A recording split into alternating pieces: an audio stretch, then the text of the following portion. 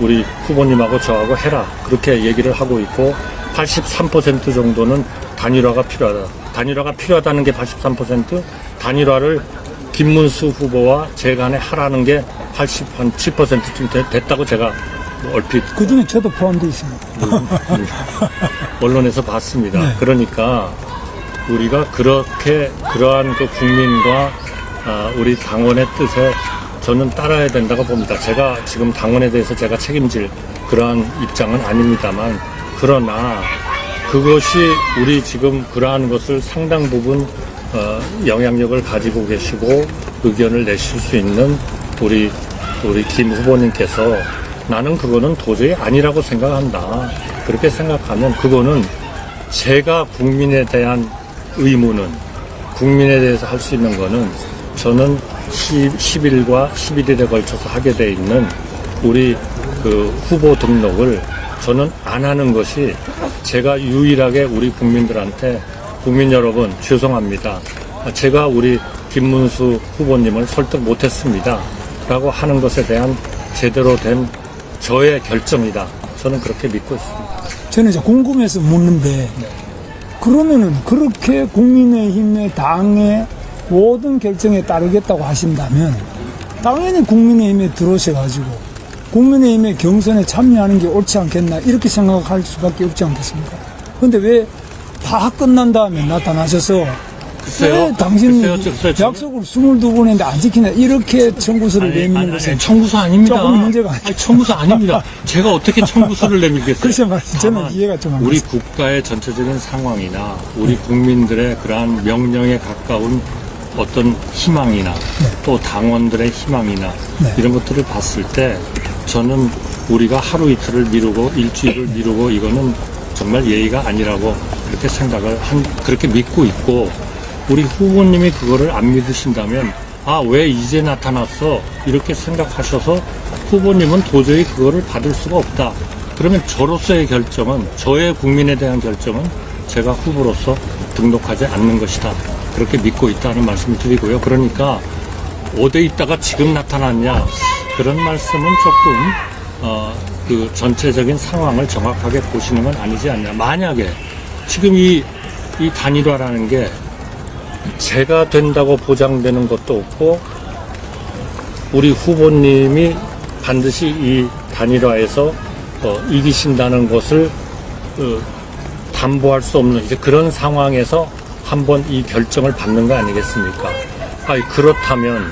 그렇다면 우리 후보님이 만약에 아니시고 제가 이제 이렇게 됐다. 그럼 저는 아까 말씀드린 대로 즉각 입당을 하겠다. 왜냐하면 그거는 국민의힘의 전체적인 이 선거에 대한 여러 가지 우리가 일종의 당이 할 수 있는 여러 가지 일들이 있기 때문에 그걸 당연히 같이 해야 된다고 믿고요. 만약에 그때 제가 됐다. 그러면 만약 제가 단일화라는 걸 해가지고 무소속 후보로서 제가 갑자기 마음이 바뀌어가지고 저는 뭐 단일화를 해서 우리 후보님이 양보를 해주셨는데 저는 계속 무소속 후보로 남아있겠습니다. 이러는 상황이 돼버리는 방법도 그런 상황도 저는 절대로 그렇게 않겠다. 저는 즉각 입당하겠다는 거를 공개적으로 밝힙니다만 그것하고 크게 다를 게 뭐가 있냐. 저는 이제 그 말씀을 드리는 겁니다. 그러니까 자꾸 왜 국민의힘에 진작 들어오지 안 들어왔냐 하는 거는 그거는 제 사정이 그랬었다는 거를 제가 지금 설명을 드렸고요. 그거를 좀 이해해 주셨으면 좋겠고 또 이해를 안 해 주셔도 할 수 없습니다. 그거는 우리 후보님의 판단이시고 저는 또 저의 판단을 하는 수밖에 없다. 그런 과정에서 어떤 게 정말 우리 국민을 위하는 길이냐, 어떤 게 진짜 우리 당원들을 위하는 거냐 하는 거는 저는 저대로 판단할 거고요. 후보님은 후보님대로 판단을 해주시죠. 저는 이제 우리 총리님께서 이 국정을 많이 운영해 보시고 강요들을 또 다 통솔을 해 보시고 이렇기 때문에 그 부분에 대해서는 굉장히 훌륭하신 점이 있지만 정당에 대해서는 한 번도 해보신 적이 없지 않습니까? 네. 저는 정당을 그래도 좀 오랜 기간 동안 해봤기 때문에 말씀드리면 후보님 같은 이런 경우에는 거의 우리나라 정당 역사에도 없습니다.